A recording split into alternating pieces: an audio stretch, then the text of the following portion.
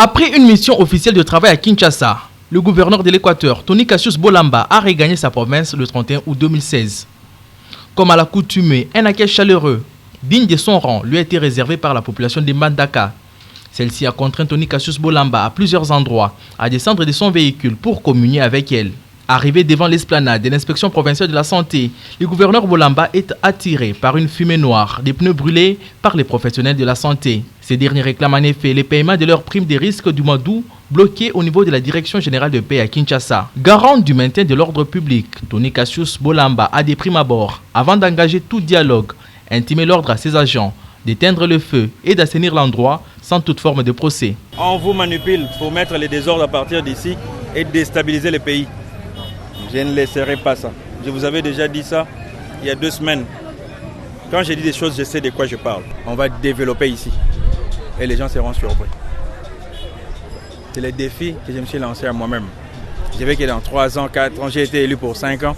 Les jours où je partirai dans 5 ans, qu'on voit qu'il y a la lumière, qu'on voit qu'il y a des industries ici, qu'on voit qu'il y a la vie ici. C'est ça, la raison pour laquelle je suis là. Aussitôt dit, aussitôt fait.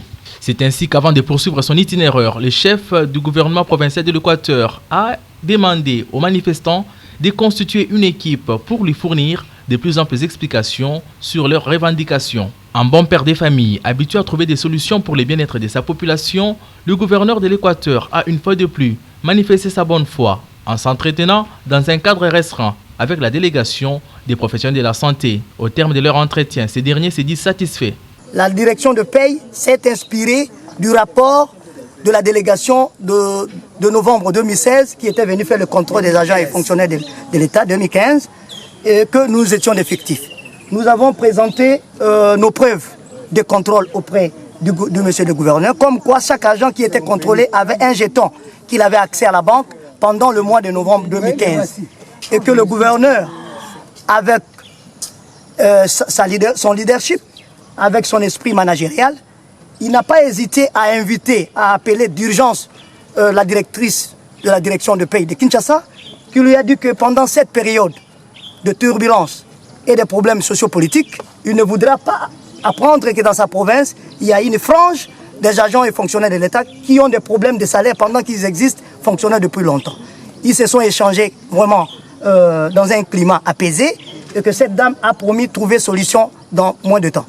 Vraiment, nous sommes vraiment très ravis de joie pour la disponibilité de son Excellence et nous le portons seulement courage dans son service. La décentralisation a pour, entre autres objectifs, rapprocher les gouvernants des gouvernés et la population de l'Équateur est en train d'expérimenter la notion avec Tony Cassius Bolamba.